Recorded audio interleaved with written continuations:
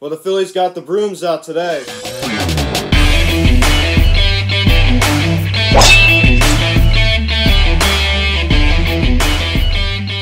what is going on, everybody? Welcome to the Phillies Hot Tub Videocast, and today we're going to be recapping this afternoon's game between the Philadelphia Phillies and the Washington Nationals as the Philadelphia Phillies defeated the Nationals by a product score of 6-5 as they sweep out the four-game series. And today I'm joined by Nat's Report, as he's going to be joining me, and he's going to help me recap this game. So, Ted, it's been a while. Thank you so much for coming on. Thanks for having me, man. Excited to recap this series with you. Yeah, of course. It was a rough series for the Nationals. We'll get into that a little bit later. But before we get into this video, please subscribe if you have not yet. Please turn on the notification bell. Please like this video, comment on this video, share this video, and let's get into this. As I said, rough series for the Nationals. I just want to give your thoughts a little bit, Ted, about this series and what it means for the Nationals. Yeah, so it's really disheartening to see this team defend its title like this. You know what I mean? They a pretty good roster. It was probably one of the best in the NL.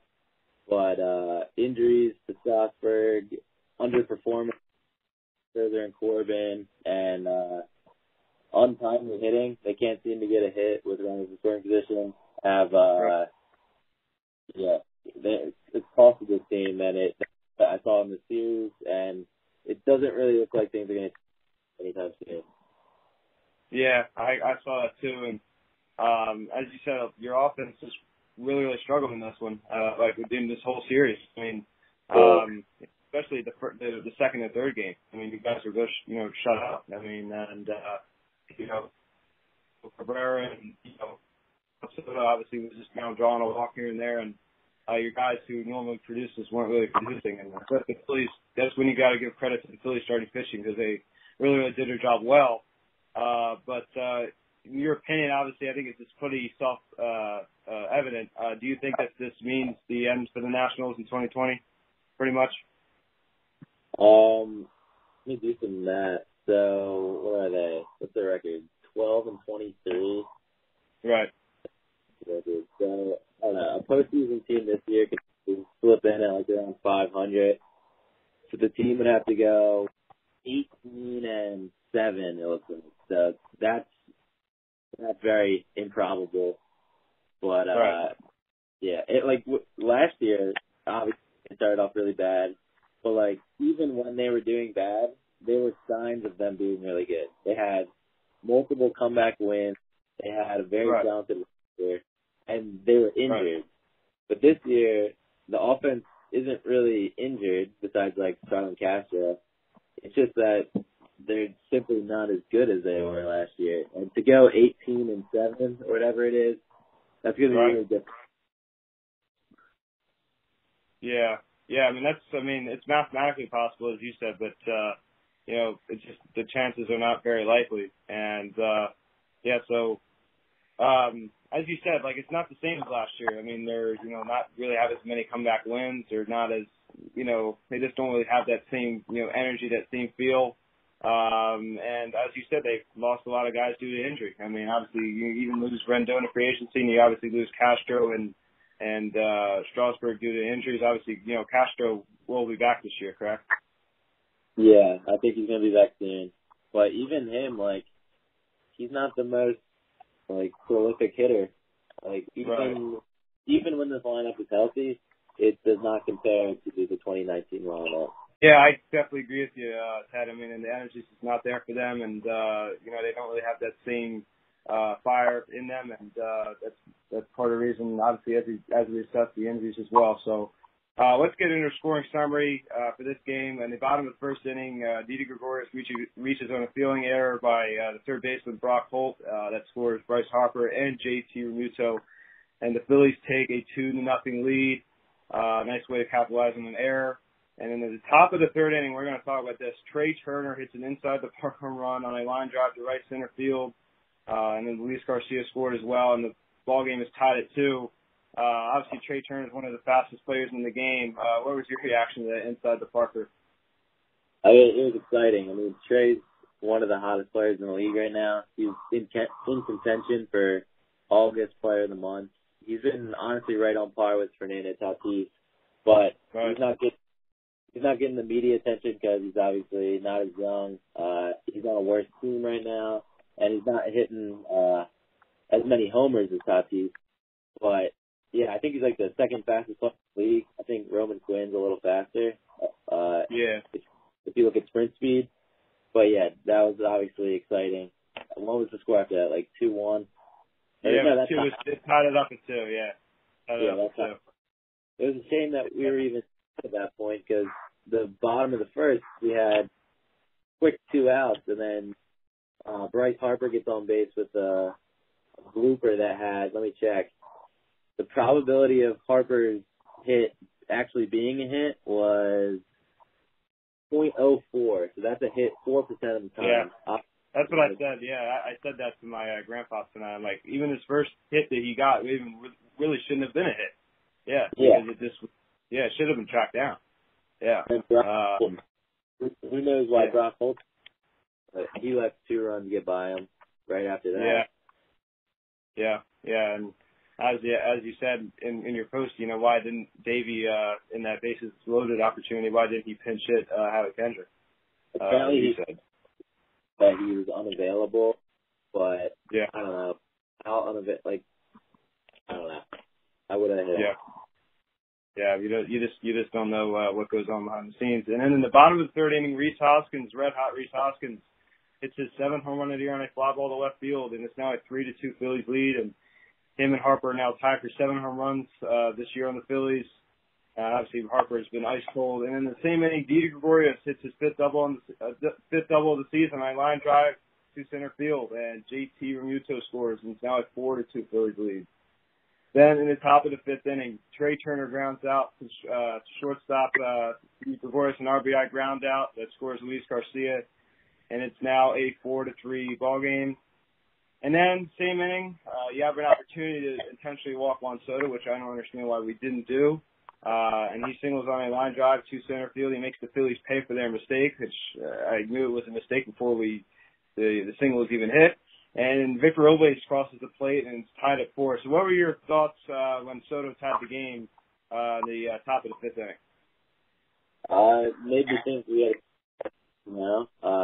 this year, I think we have 0 comeback victories. So whenever we start losing, I don't think we have won a single game after taking a deficit. So that was nice to see them come back. And again, like you said, I don't know why they switched to Soto. Asdrubal Cabrera has been really slow lately. 0 for 5 today. I would have pitched to him, obviously, but hindsight bias. Yeah, right. Yeah, that's I definitely agree with you on that. And then at the top of the 7th inning, after the Nationals tied, in the top of the 7th inning, Michael A. Taylor, his 4th home run of the season on a fly ball to left center field. And it is now a 5-4 ball game. So at that point, you're up 5-4 in the top of the 7th inning. Did you think the Nationals would be able to hold on there? I mean, I had the feeling we were going to lose, but I believe that was our first lead the entire series. I don't know. I would bet money, but yeah. Right. Yeah, that was Taylor's 2nd home run against the Phillies so far this year. He's hitting for a low average, but he does have some power. Already 4 home runs this year. And then in the bottom of the 8th inning, Andrew McCutchen grounds out in the 4th out. Obviously, that was to Trey Turner, and Didi Gregorius scores.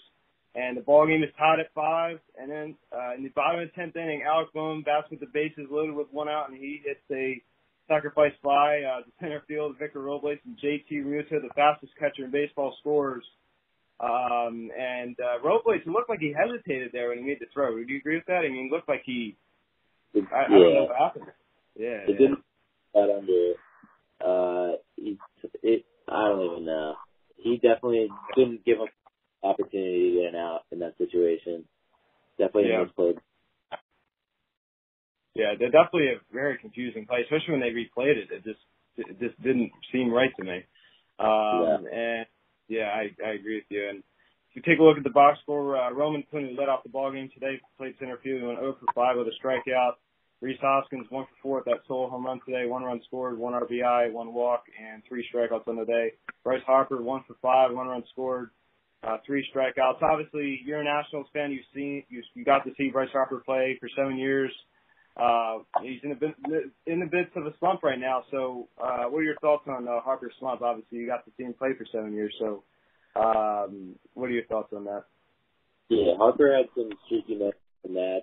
He would typically start off incredibly hot, maybe hit 13 homers in 2 months, and then but he's an incredible hitter. If you look at his stats, he's been very unlucky this year, as he has been the past 3 years.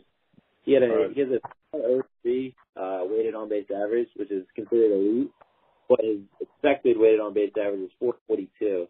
That's got to be up for like one of the highest differentials there. He's definitely one of the unlucky so far. Yeah, I agree with you, man. Yeah, he has so many line drive outs. I always talk about that on here. I'm like, he's always the victim of a good play. And like he always crushes the ball and he gets on base a lot, you know. So and his strikeout rate has been a lot lower than it was last year. I talked about that again too, you know. So he's not striking out nearly as much. He's been striking out a lot like as of late the past few games. In this series he struck out a lot, but his strikeout rate overall this year has been lower than last year. I mean, he's not striking out as much and so that's nice to see at least. JT Remuto, 1 for 5, 3 runs scored, 2 strikeouts. He's, as I said, he's been struggling a little bit. Hopefully he could pick it up a little bit. Didi Gregorius, 2 for 3, 1 run scored, 1 RBI, and 1 walk in this one. Gene Segura, who's been struggling, he's struggled in this series, 0 for 4, 1 walk. Obviously got that big hit, didn't do anything after that. Jay Bruce, 0 for 3, the bottom of the order didn't really do much today. 1 walk, Phil Gosselin came in, drew a walk, and Alec Bohm went 3 for 4, 1 RBI. Obviously got that game-winning sacrifice fly, which is really exciting. He threw his bat down. He was really pissed, ended up being able to score. JT, I'm sure he's pretty happy about that. And then Andrew Knapp, 2 for 3 today, 1 strikeout. Obviously, he's been a great backup for us this year. And Andrew McCutchen came off the bench and was able to get us that RBI ground out. So that's your ball game. 6-5, your final score. As we take a look at the starting pitching today, Zach Eflin, 6 innings, 7 hits, 4 earned runs, 5 strikeouts. Not nearly as good as his last start. What do you think? What did you think you saw at Zach Eflin today, Ted? Do you think that obviously from the Nationals perspective? He's made some major improvements. His ERA, what's his ERA now? 4.45. 4.45? Yeah. Gotta be lower. Anyway, he's been, just like Harper, he's been pretty unlucky this year. His peripheral stats suggest that he's pitched a lot better than his ERA shows. He has a 3.18 ERA and let me check. I know he's generating a lot of weak contact, which is good for him, but what's new for Eflin, which I don't think he's done too much in his career, is he's striking a ton of people out. His K percentage is 33.3, which is up from like 18% last year. Wow. He's been insane. And that's what you need to step up if the Phillies want to do something. Yeah, absolutely. Yeah, thanks for pointing that out. That's a really good point. And four runs in 6 innings. Not great, but as Ted just pointed out, he's striking a lot more people out this year. David Phelps goes 2 2.3, 3 hits, 1 earned run, 1 strikeout in this one. Obviously gave up that home run to Michael Taylor. So that blows a little bit. But Tommy Hunter, 2/3 of an inning, 1 walk, 1 strikeout, and JoJo Romero, 2/3 of an inning. Our bullpen did its job today, I thought. I mean, other than the David Phelps, obviously. Hector Neris striking out the side. He came in to strike out the side. What do you think of that Hector Neris inning, man? Struck out the side. There was quite a few innings where the side was struck out, right? I feel like there was Yeah. I think Nick did it, Kyle Finnegan did it, and Tanner Rainey did it. But there was some dominant bullpen performances tonight. the Nats bullpen, you can't even complain. They picked up Sanchez, 4 earned runs, a little over 3 innings, and they gave you a chance to win. Right. Yeah. Yeah, that's a good point. And Parker came in and got the win, pitched an inning, 2 walks and 2 strikeouts. He was able to get the job done, and that's your ball game, 6-5 your final score. And the Nationals get swept out in the 4-game series. The Phillies sweep them out as they now head to the New York Mets to take them on Citi Field, 4-game series. But I'm going to let Ted take it away here for a little while to just give his thoughts on this Nationals team who's really, really struggling this year after they won the World Series last year. So, Ted, obviously we talked about it a little bit earlier. We wanted to go a little bit deeper into it. Obviously, Mike Rizzo didn't make any moves at the deadline for the Nationals. So, what is your overall assessment of this 2020 Washington Nationals team? Something needs to change. You can't win games when your 4, 5, 6 hitters are Asdrubal Cabrera, Kurt Suzuki, and Brock Holt. That's incredibly bad. And so I think the team, if you're going off the 2009 as a template for winning, you need another player like Anthony Rendon. You need, there's a in the offseason. There's JT Realmuto, George Springer, Justin Turner, DJ LeMahieu. One of those guys has to be wearing the Curly W next year if they're going to be in World Series contention again. For sure. All right. Well, for my sake, I hope to God it's not JT, man. Yeah, and I hope. I'm sure you're hoping so. I don't blame you. If I was an ass, I want JT. Yeah, absolutely. Yeah. Do you think now? I will ask you this: do you think that the Nationals can make a big play for him? Obviously, this is all speculation. Middle of the season, and I'm a Nats fan, and we suck right now, so I'm going to be optimistic. But JT he just makes so much sense. Granted, he makes so much sense for like 29 for the team, but for the Nats in particular, they're win. At least they should be. They should be trying to win right now. They have their core 3 rotation intact for 1 more year. Given if they don't extend Scherzer, and knowing that you're probably 1 or 2 offensive pieces away, I think the bullpen is, or at least average, you should splurge on JT. And him being a catcher, it's such a big advantage given that not many players at the catcher position can provide that much value. If you don't get at other positions, you're going to be able to find other people. But at catcher, JT and Yasmani Grandal, they're the cream of the crop, and they're both, obviously Yasmani's not an option right now, but the Nats should definitely. Yeah, absolutely. Yeah, I totally agree with you. And it would make a lot of sense for the Nats to, make a big push for them. So, yeah, man, I think that's all for today. So thank you so much for coming on, man. I hope to have you on. It's been like a year since I had you on. I hope to get you on maybe next month or something, man. That would be pretty cool to talk a little bit about baseball again. Just to have a 15-minute video just talking about baseball, our thoughts, man. That would be pretty cool. Yeah, just let me know when. I'll be there. Yeah, absolutely, man. Thank you. As I said, we go to New York Mets, Citi Field, 4-game series. It's Jake Arrieta, who had a horrible start the last time, 2-4 with a 6.49 ERA, and the money we are paying him, it's ridiculous.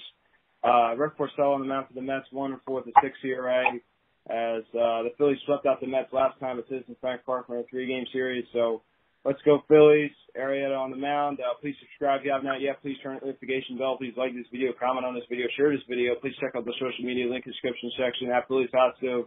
Our Fanatics, car text 267-225-3392. Email at phillieshotstove@gmail.com. The Phillies sweep out the Nationals. As I was joined by Nats Report.